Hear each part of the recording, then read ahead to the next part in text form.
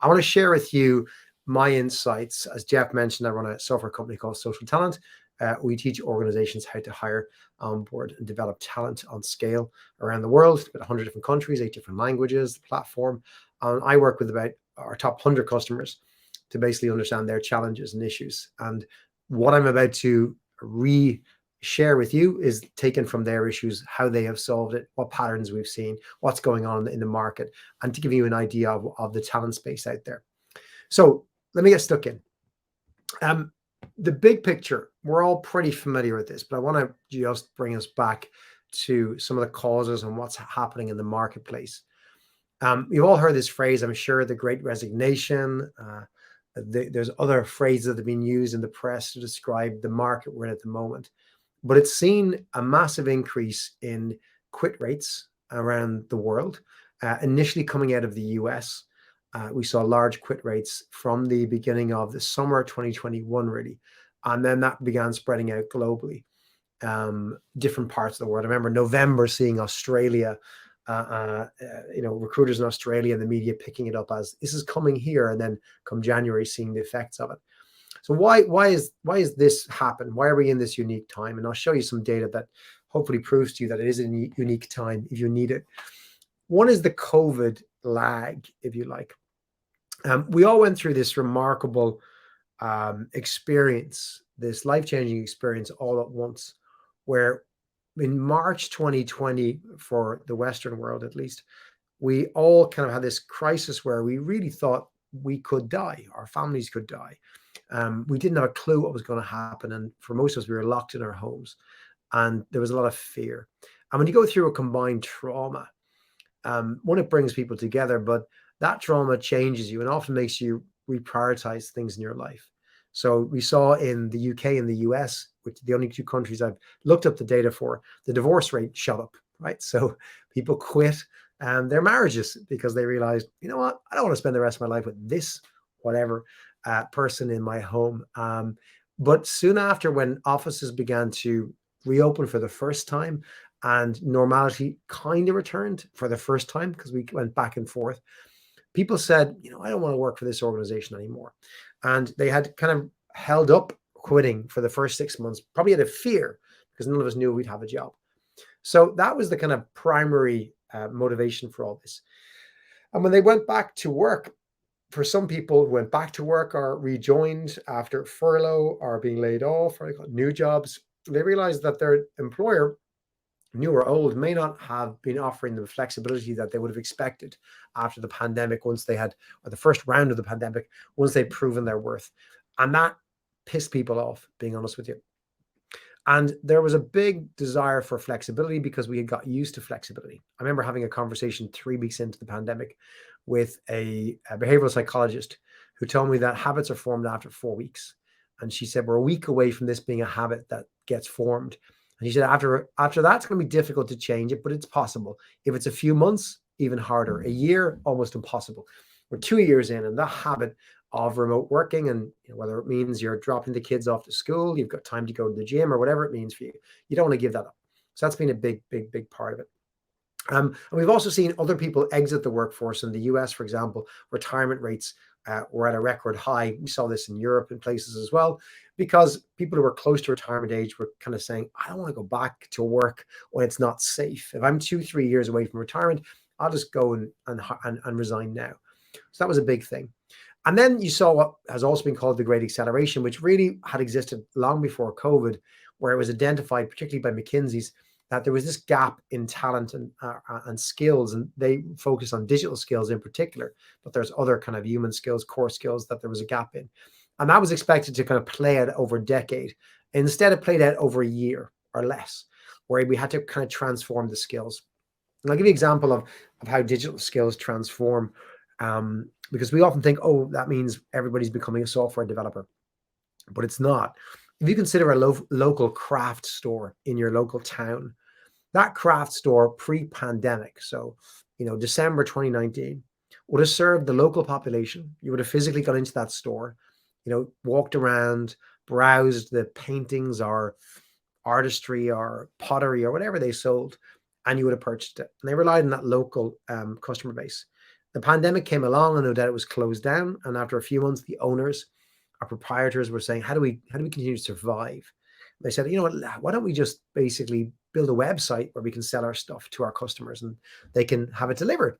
That became the initial thesis for a lot of organizations, a lot of retail organizations in particular. But once you do that, you realize, hang on a second, I just got somebody shipping to the UK, I got someone shipping to the US, I got someone shipping to Australia. And all of a sudden your market expanded and you thought, what else is here? Maybe I should market what we're doing on Facebook. I've heard some ads on the radio advertising Facebook ads. And pretty soon this business that would have been just a traditional retail store, a couple of employees selling to the local neighborhood, all of a sudden became an online business that had to have a online Shopify experience on their website. They need to understand logistics, Facebook advertising, digital marketing. So it's even in that way you see the rapid increase in digital skills playing out. It's not just about software engineers. So much change from the pandemic. And the data is kind of stark here, right? PwC anticipated in the US, their research said 65% of workers were actively looking for new careers. Randstad globally do a survey asking people, are they confident about moving to the next role in the next few months? Normally the figures around 11% say they are confident. In the UK, they found it was 69%. European business Morgan McKinley, a staffing agency and RPO provider, they surveyed professionals in Europe and said 62% of them will consider leaving an organization if they didn't provide preferred flexible working options. Moneypenny in the US surveyed employee engagement and found that only 7% of American employees say they're in their dream career. Indeed, saw the amount of searches for remote work go up fivefold. And McKinsey's would report that the vast majority of Fortune 500 executives, 8 out of 10, don't believe their companies recruit highly talented people. So there's lack of confidence even in our recruiting organizations. So this is kind of what's out there. And employee engagement and trust, and I'll mention the Edelman Trust Barometer later on again. Trust is at an all-time low around the world in governments, in employers, in institutions, in brands, in everything. It's gone down to a record low. And employee engagement has therefore suffered. Globally, Gallup report that employee engagement is around 20%. So only about the average workforce, 20% are actually engaged. But the same survey said that you can get 73%. If you're a best practice organization, best practice is around 73%. And it's higher in different parts of the world. I don't have the Canadian data, but in the US, I know it's somewhere at 36%. So I'd imagine Canada is not far off that. But the cost of this disengagement, the 80% globally, is estimated to cost the economy about $8 trillion. And obviously, engaged employees are more likely to stay. Disengaged people are really looking for any opportunity to exit. So we began surveying some of our customers, and we ran an event a few months ago, and we surveyed 400 talent leaders and asked them, what's happening on the ground in your organizations? And we asked them first, what did they feel were the biggest motivators for their employees at the moment? And the number one answer was increased flexibility, and specifically working from home. That is the hot topic, according to the companies that we work with, right? 400 of them, 55% said increased flexibility, specifically working from home. The next most popular was just general increased flexibility. That's 77% on flexibility. Only 10% said remuneration. Only 11% said career progression. So that's what the talent leaders, the heads of recruiting, are saying. We asked them around, salary levels, because there's a big story about inflation at the moment. It's kind of gone out of control. Salaries are going up. So we said, are they going up? And we asked the employers if it's going up by how much. And 60% of the respondents said salary levels have gone up by 15% or more in the last year. So some crazy numbers, 18% saying it's greater than 20%, right? So kind of crazy numbers there. And then we also asked them about attrition. Are people exiting your business at a higher rate than they normally would, right? Let's not necessarily trust the economic information that's out there. How does it actually play out on the ground for 400 talent leaders? And we found that 74% said it was either higher or significantly higher than the previous year. Only 8% saying attrition was lower. So attrition is causing a lot of the vacancies, but so is a lot of growth in different industries that are booming post-pandemic or getting back to work as well. So 2021 was insane. I want to just pause for a second, though, and we're going to run a quick survey. Hopefully this works okay with everyone. You can see in your tab on the right, you'll see the polls section. We're going to hopefully see if this works. I'd love everyone here. We have a small, nice group here. to basically tell me, which of the following would you personally prioritize to either make you stay because you have it or make you leave because you don't have it in terms of your job. So Jeff, you might let me know if you can post that poll. If we don't have the poll, it's okay. We can use the chat, but here we go here. All right, brilliant. That poll has popped up here, right? So please choose up to 3, if that's okay. Which of those would you choose, right? So what factors? Opportunity to work remotely, the company's reputation, the opportunity to learn, the opportunity to work in a new sector, more opportunities for promotion, or money. So what is the main factor that would make you stay in a job today if you have it, or incentivize you to leave because you don't have it? So tick whatever answers you think are okay, click the vote, and what we'll do is we'll look at the results in about 20 seconds. Give us about 20 seconds to do that. Interested to see from this group, because I ask every group that we have this conversation with, just what's going on in this room, so to speak, this virtual room. We give you 5 seconds, 4, 3, 2, 1. Jeff, wondering if you could share the results with us there, and we can see amongst our group here today, what are the most important factors that would incentivize you to stay or make you leave your current employer. Let's have a look and see if we can see those results. Jeff's leaving us in suspense. Can you guys hear it though? No, it should be on stage. Like you should be able to see the actual results. I can see the poll, but not the results. Creator did not share the results. Oh, you might not be able to see it because you're sharing the screen. Did you want me to go through the results? I'll pause this, right? You go and share that if you can, Jeff. Okay. You can probably go into the polls. Can you see the poll on the right-hand side, top right-hand? Yeah, it's still saying creator did not share the results just for me here, Jeff. Maybe you can call it out, Jeff, if that's okay. Pardon me, sorry? You can see the results. Maybe you can call out the results and just let us know. Sure. So we have 25% opportunity to work remotely. Employers' reputation is 6.82%, so quite low. Opportunity to learn, 27%. Work in a new sector is the lowest at 2.27%. Opportunities for promotion, 18%, and money, 20.45%. So the top was opportunity to learn. Second was opportunity to work remotely, and third was money. Wow, that's awesome. Jeff, thanks a million for that. Really appreciate it. So you might remove that question from the stage and I'll be able to present again. Brilliant. Okay, let's do this. Very interesting, right? And I think that resonates. Interesting. What I find is it's almost never money. And it probably was money as a top 2 choice in pretty much every survey you'd run before the pandemic. It's changed, right? Well, our priorities are really important. And that's kind of important to understand going into this kind of crazy market. So I want to talk about the 4 levers that we need to think about in this employment market, right?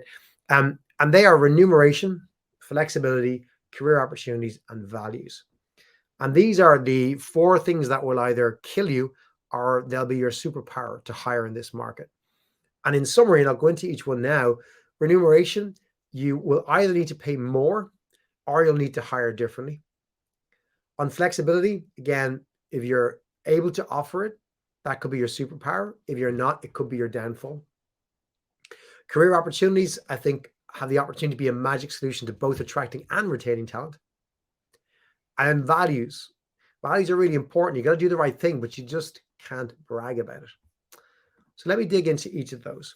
So if you look at the wage inflation data here, and I have 2 graphs here on the right-hand side. One is for Canada, one is for the US, right?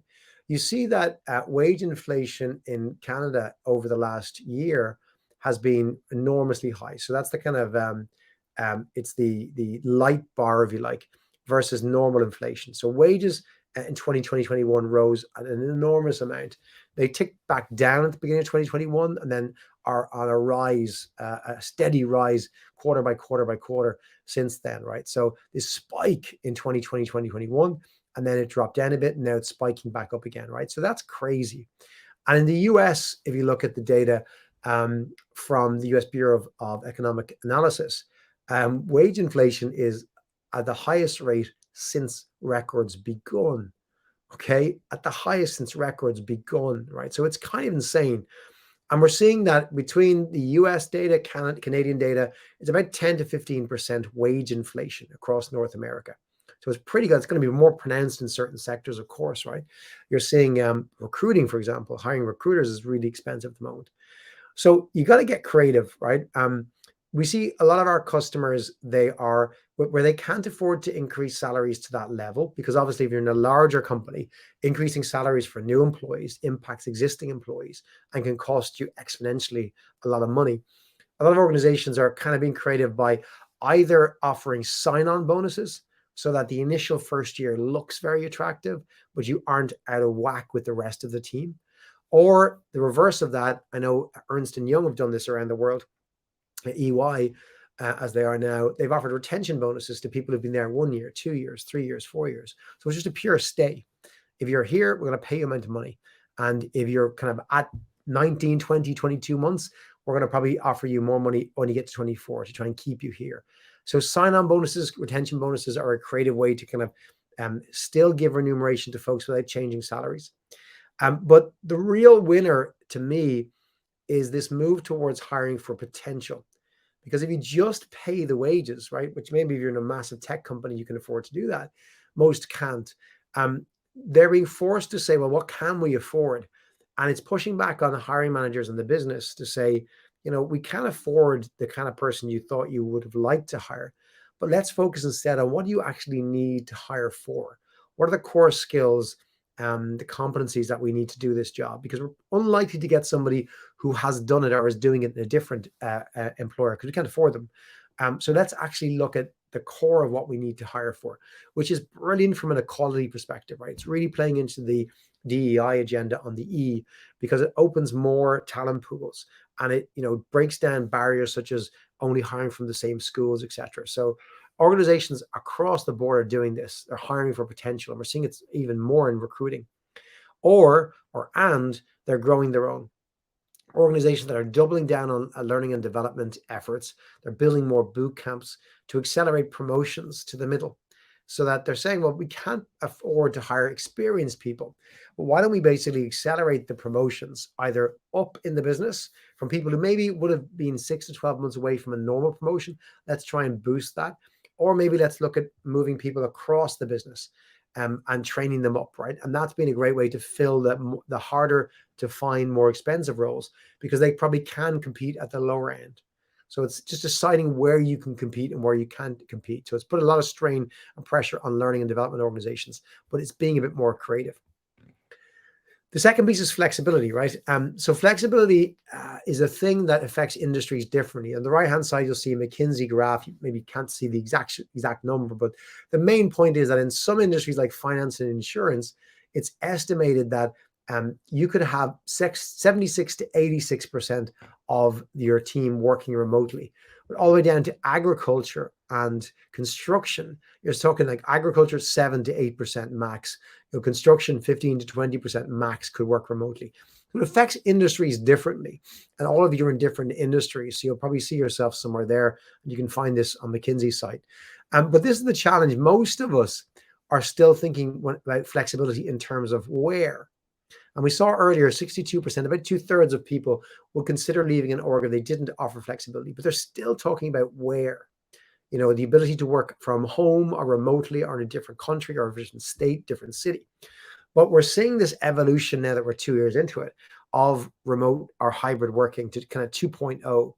Whereas if you think about an axis with an X, a Y, and a Z axis on the 3D axis there, where is the X axis? And we're all kind of getting comfortable with the fact that we might have to offer flexibility here. Some businesses have moved on to when, to say it's not just that we allow people to work remotely. We're going to have to allow them to work at different times, which usually starts with time zones. Okay, we're all going to be in different time zones across Canada or across the world. And therefore, we're going to have to think more about synchronous and asynchronous working styles. So synchronous is what we all do in an office. We all work at 9 to 5 or 8 to 6 or whatever your hours are. And so meetings all happen within that period and your work gets done. Whereas in a kind of more hybrid 2.0 world, some people are working when others are asleep, right? And I met a fantastic woman who in Ireland at a HR conference last week who works for Dropbox. And she said she's now in a global HR role. Now, Dropbox's headquarters are on the west coast of the US. And there would never been a global role based in somewhere like Ireland. But she works 2 nights a week. She works till 11 p.m. Irish time, which is 3 p.m. San Francisco time. And then the other day she works Irish hours because they've accommodated a kind of a hybrid between some stuff that has to be synchronous, some meetings that you have to be there at the same time as your colleagues, and then asynchronous activities that don't have to happen at the same time. So it encourages activities like sharing videos. Rather than having a meeting, I'll share a video to communicate something with 4 people, and then they can respond on Slack or Teams overnight, and then we'll collate the responses and come back to everybody. We don't actually have to meet at the same time in the same time zone. And then the evolution of that again is not just looking at where people work and when they work, but what they work on. So truly hybrid, it's argued, is actually the X, Y, and Z axes. Where, when, and what. So where am I working? It's up to me. When I work, it's up to me. And what I work on, what tasks I choose to take on is up to me. And that scares the crap out of a lot of people because it's much more focused on true kind of output oriented work. What are my KPIs, OKRs? What is my scorecard? I decide how I get there. Yes, I'm accountable for that. Don't get me wrong. I'm very accountable for my outcomes. And sales roles are probably the most obvious examples where this works really well. Where, when, and what. You have a sales target, go do it. Make your sales target, everyone's happy. Where do you work from? Don't care. What hours do you work? Don't care. What customers do you ring? Who do you contact? How much work do you put in? Again, don't care. It's about the output truly that we measure. So that's what hybrid 2.0 kind of starts looking like. Where, when, and what. But the big thing is for your organization, you may not be able to influence those three things in your own organization. From a hiring perspective, certainty is what's winning. It doesn't actually matter as much whether you are the most flexible organization or the least flexible. But what's killing hiring at the moment is lack of certainty. So we're in the middle of trying to poach somebody from a big US multinational here in Ireland to work at our sales team. And he works for a company that's allowing him to work 5 days a week remotely at the moment. But he wants to build a house in the west of the country, which is 4 hours from where his headquarters is here in Dublin. And his employer cannot say for certain if they're going to need him to return to the office 1, 2, 3, 4 days a week. It might happen. It might never happen. It might happen next week. So in that situation, uncertainty is killing them. And we have an opportunity to hire that person because we gave certainty in April 2020 to our employees that they'll never be asked to come back into an office. They'll always have the choice. So certainty is what's killing recruiting efforts. And businesses are really struggling with that because they're not willing to be certain. Well, I think as 2022 plays out, we'll see a lot more certainty come in. The third element I mentioned was opportunities, career opportunities, right?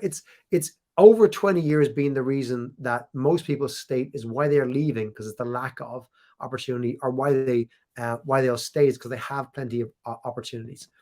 And when people think about career opportunities, they're typically thinking of vertical up, right?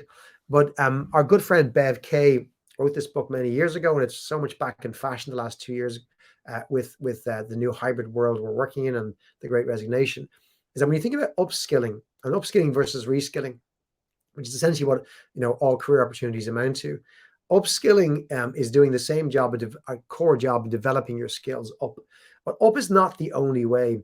And Bev, in her book that she wrote 20 odd years ago, has this acronym LEVER, LEVERR, that speaks of 6 different ways to think about enhancing your career. Lateral moves, enrichment opportunities, vertical moves, exploratory moves, realignments, and relocations. And it's a different framework to think about when you're thinking about career mobility, not just to think, well, career mobility means I have to promote everybody and there aren't enough jobs and that's going to be hard. People want more opportunity, not necessarily opportunities to move up. Of course, we all love that, but that mightn't be the right way. So have a look at what Bev proposed. I think it's really interesting. I won't go into it now, but that lever approach is really interesting for managers to think about. And then reskilling, we mentioned it already, but that link to it's very much linked to internal mobility.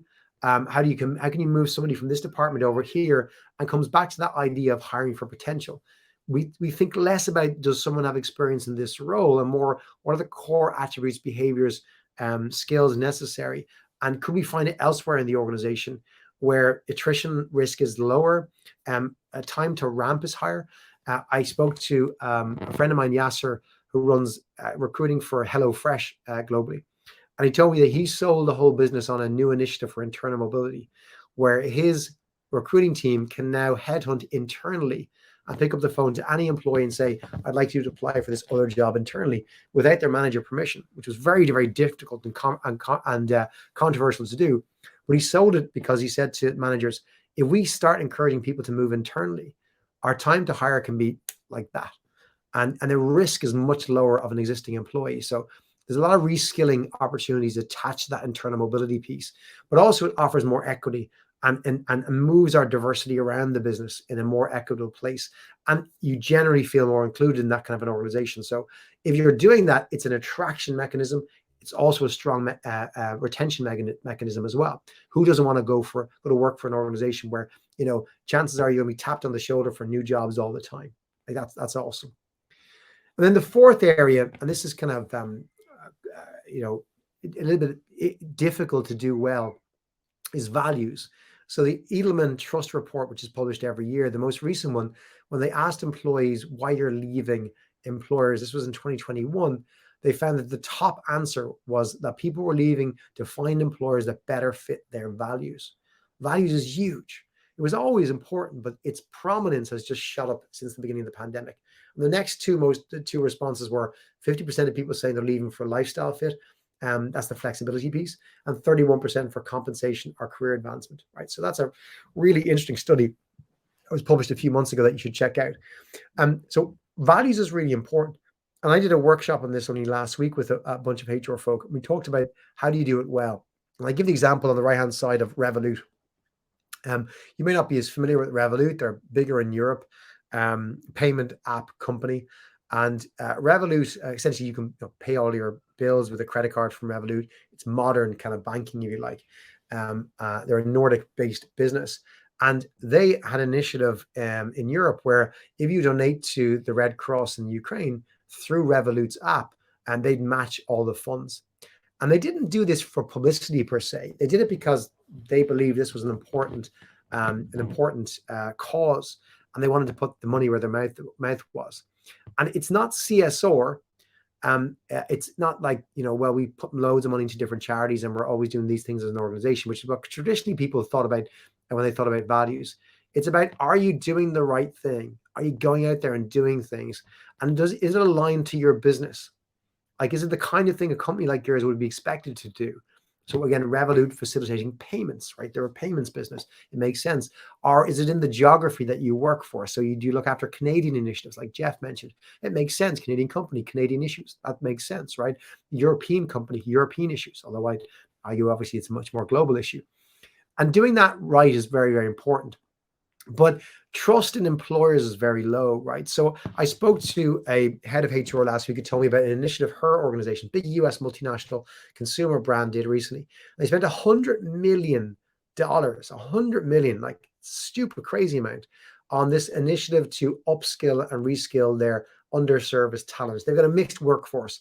They've got about a third of their workforce that are what you might call corporate.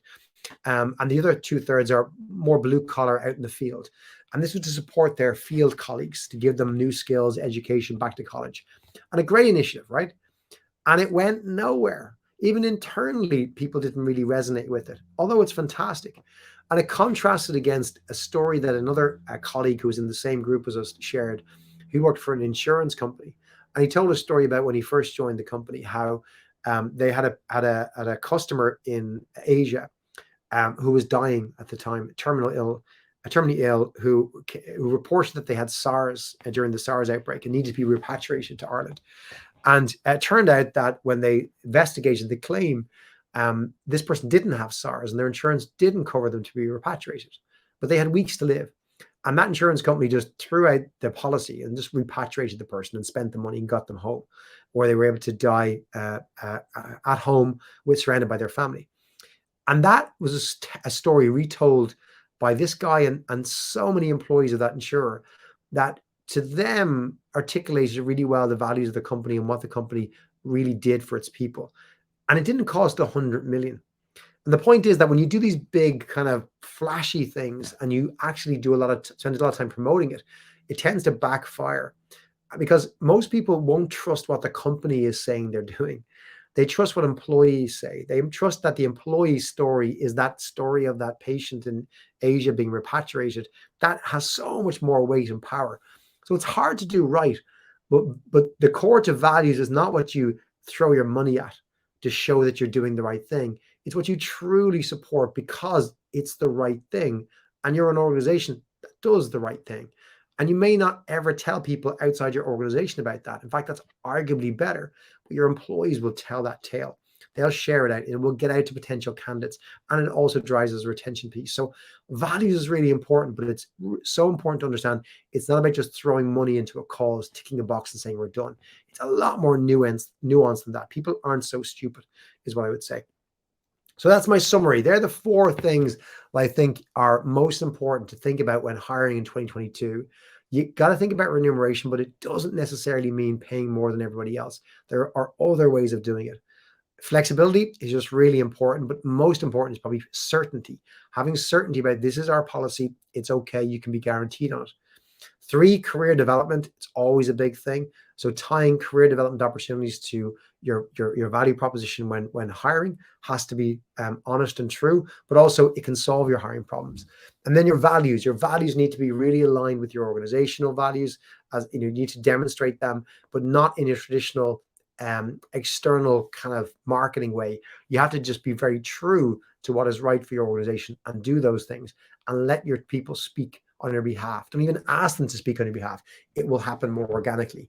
So it's doing the right thing and being patient. And that's what people are looking for in a value-based employers. So Jeff, I'll push back to you to kind of see where you want to take it from here. All right. So we're actually early on time, Johnny. Thank you. That was the first time in social HR camp history that we're actually early. So thank you for that. I just want to thank you for your talk. I mean, I always enjoy hearing you speak, and obviously truly one of the thought leaders around the world when it comes to talent. And so I just want to kick off the Q&A portion of our session here. I'm the only one that that has questions. So people, everyone here, if you have questions, please put them into the Q&A. We can actually get you up on stage with Johnny.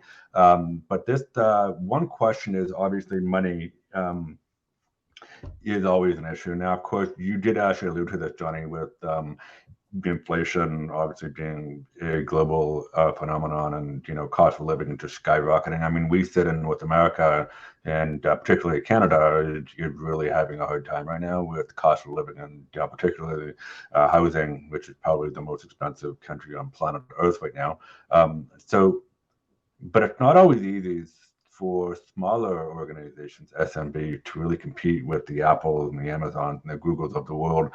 And personally, I deal with it every day with my clients and so on. But so you talked about 4 different quadrants. Now, if you don't have the ability to pay or compete with those giants, is doing the other stuff enough? Yes. Yes, it is. Although it's not easy. So like I am a small to medium-sized business who has to compete against literally LinkedIn, Facebook, Google, Amazon, within miles of the rest of our team. They poach our team constantly. I just lost a head of customer success who was poached for a salary that was just enormously higher than what we could pay her. And you're not going to win every battle, but you have to differentiate yourself. And for me, I've always felt if you're an SMB, you can't win by competing with the same criteria as your multinational large competitors. Just in the same way, your business strategy can't be identical to the big players. And it comes back to a talent strategy, right? And I don't think organizations spend enough time, even recruiting leaders, thinking about their talent or recruiting strategy. They think about where we'll find people as opposed to that kind of value proposition. And if you think about strategy as a business, if I'm selling a product, all right, if the product is fundamentally similar to other products, my strategy on how I'll grow has to be different to my other competitors. I have to go after a different segment of the market, or I have to differentiate on quality or service, or something else that is not being offered by my competitors. If I offer the exact same strategy as the bigger players, they'll just kill me with budget. They'll throw money at it, right? So if salary is the thing you're trying to compete on, you'll fail if you're a smaller business, generally, is my experience. So is your strategy to compete on, our mission is more important. It's more valuable. It's clear. Do we have just a better work-life balance? Do we have better clarity on things? Do we offer unique perks, unique opportunities for different folks? Or do we just hire different people? We would like to hire people with this experience, but we can't afford them. So what can we hire for? We'll have to work harder. I'll give you one analogy on this, Jeff. I was in the Netherlands 3 years ago at a recruiting conference, and a guy got up to speak, and he was working as the head of recruiting for the third or the fourth biggest soccer team in the Netherlands. Right? I don't follow soccer. Just to be clear, I'm not into teams. I don't watch many team sports apart from rugby. And normally I would have no interest in hearing about soccer, right? But he recruits players for the team. And in the Netherlands, the top team is Ajax. And for those of you into soccer, Ajax is like you think of the biggest team in your sport, right? And then you're like way down the bottom in terms of budget, 1/10 the budget everyone else has. Ajax just dominate the Dutch league apparently. But he said like they can sign all the best players, right? So they kill them on signings. And what they realized was they had to have a different edge. And what they did was they started looking at boys in their teens who were eligible for to be picked by the teams. And Ajax would come in and they'd pick like the fastest and most skilled 13-year-old on the pitch. And they'd sign them for Ajax. Just, him. And they could never afford to pay the same wages, signing fees as anyone else. So they realized what they had to do was look for the 13-year-olds who hadn't fully physically developed, who weren't the fastest or weren't the most skillful, but they saw potential. And because what happens in most sports, but certainly in football, at 13, you might be the fastest, but then the kid beside you at 13 and a half develops more in puberty and they get longer limbs, legs, motivation, and then they're killing it the next year. So Ajax can afford to spend the money and buy all the best 13-year-olds. This team and the other teams had to compete by trying to find the players that others missed because they're more willing to put the effort in and take the risk on it. So I use that analogy for hiring because that's what we got to do as SMBs. That's, to me, always my approach.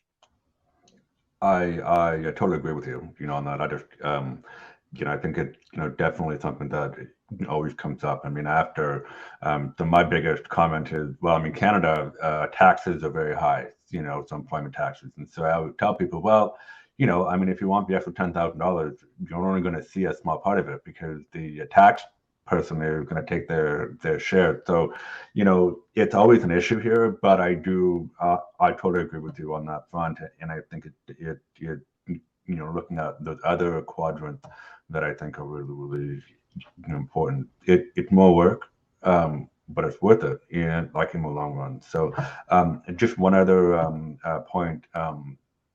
If anybody here follows, as we call it, soccer, but in Europe, I know it's not football.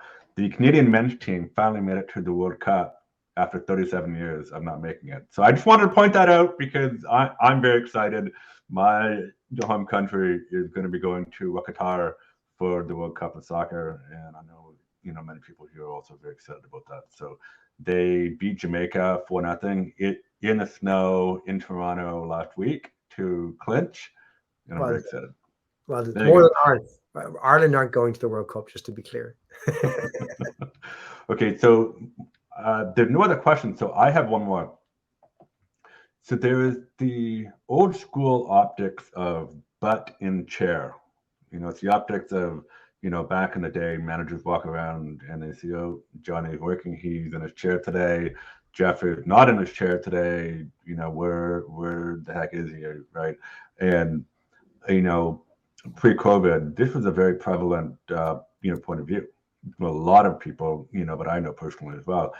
Is this still the case, or do these people really want a return to in-person but in chair, or have their point of views changed? So Okay. I think the default for most managers, certainly middle managers, has been the management by observation or management by walking around or button chair or bums and seats. Right. And you would use that as a proxy for people who are working. Look, everyone looks busy, right? Thing is, half the team were sitting on YouTube and Facebook going, yeah, yeah, look, hey boss, type, type, type, type, type. So it didn't really work, right? But we got away with it for years. Um, I think the biggest challenge in the last 2 years for organizations has been leadership skills because leaders had to actually figure out how to lead and manage because they couldn't just manage by observation. They had to actually figure out how to measure a lot of these things. And I'm a massive believer in that movement and management by output and not by inputs, which is the traditional way. But we're seeing a lot of folks return to the office and go back to old habits because it is hard to change, and many have embraced the change and love it, but many still have not. And the big difference is what are the observed behaviors from senior management? And the danger is when senior management return to the office, the pressure is for everyone else to return to the office. They don't want to. And then that can probably lead to the bums on chairs, butts on chairs way of management. I heard a great story from one of our customers. They employ 100,000 or more people, and they have capped the amount of time a manager can spend in the office to 2 days. You're not allowed to go into the office for more than 2 days. They're trying to force this culture of hybrid working, and they know that some managers want to go back to observation. And the even though everyone's allowed flexibility, they figure that if the managers go back, the team will go, oh, I better go back. My manager's in there. I won't get promoted. She'll never get to know me, etc. So you got to break down those cultural norms to force this into action in an organization. So I think those behaviors are really important. How can you stop the monkey see, monkey do mentality of senior managers going back to the office if they don't have to? And then that will return to this management by observation or managing inputs rather than outputs. Interesting thought. Thank you for that. It's always an issue that a lot of HR practitioners are dealing with, and the good news for most of us, work in an industry where it makes it much easier to work from home or work flexibly. And I think you showed a slide earlier about the different industries that are working on remotely, flexibly, virtually, and then some aren't. I mean, it's really hard to make a car if you're working from home, right? Can't physically do that. So But it's interesting. During the pandemic, a lot came out about this. That factories, for example, you might think factories, it's hard to work from home, but a lot of the some of the jobs were managing the systems, controlling and reporting on the systems. And some of the actually automotive manufacturers, what they did was during the pandemic, again, when they're trying to reduce numbers in the factory, they started splitting the roles. So you do a week where you're managing the systems, which you can do remotely. They figured out remote connections. I run the system, and then the next week I do the factory part of the job. So then everybody could rotate, and rather than everyone in the factory, they could have the amount in the factory, which is safer from the in early days of the pandemic. And they got used to, even in a factory environment, saying, well, some of the jobs don't actually physically need to be here, even when you work in a physical location like a factory, because some people just control the systems and the software. right. And they really brought it down to how many people actually have to be physically here doing physical work that could not possibly be done remotely. And they decoupled the two and then started spreading it out. So there's loads of these examples that you wouldn't expect where you have had great innovation on how you can even do remote in those environments. Right. Okay. All right. So we have room for one more question. I'm going to ask it quickly. So obviously, technology is a big part of your company in terms of keeping people sort of connected and also engaged.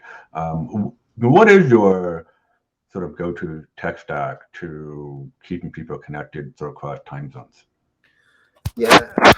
So it's not so much the tech stack, right? I'm going to share with the group here a article from Fast Company about GitLab. I don't know if anyone's uh, come across this, but GitLab became a customer of ours recently, and they've been doing hybrid working for 10 years, and they are a fantastic example of how to do it. And they list in this article all the elements required to do it really well. And they've also published literally their manifesto, their templates on communication, for example, because I've learned the hard way, it is less about the tool and it's more about the process. So you can have a tool like Slack or Teams or Zoom or email and all these different wonderful things, right? But what happens is the more tech you have, the more confusing it is. And the most important thing is that people can understand, when do I use Slack? How do I use it? Do I use channels? Do I use private channels? Should I email? Can I text somebody? When should I use a Zoom? When do I not have a Zoom? So all these ideas about, let's do synchronous and asynchronous work, do it not. They're all great, but you have to have rules. And what GitLab, and I looked into this 2 years ago when the pandemic started for us, and I became fascinated by how much is required for you to document and make them transparent, because people need to understand what the rules are. And the more you put time into the processes and rules sound like, oh my God, I hate a company with rules, but rules are really important. I mean more guidelines, right? To say, like, meetings should happen in person only in the following situations. In all other situations, send a Loom video or send a Slack video or whatever it might be.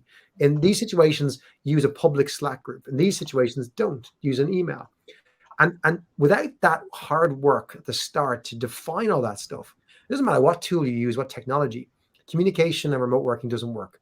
You have to do the hard work. But if you want to cheat, you can download all of GitLab's resources and copy and paste them. They give you the framework to do it. They made it open source. So it's well worth a look if it's an interesting topic for anyone. Great, thank you very much, Johnny. So with that, I am just going to show something on stage. We have Angie Veros. I don't have a question, but she's happy to join and say hi, but we're actually, out of time. So we're not going to have her join the stage. But Johnny, I just want to thank you very much for being here. It's been a 10-year journey for me to get you to speak at Social HR Camp. We finally did it. I'll be in Dublin soon. Don't worry about it.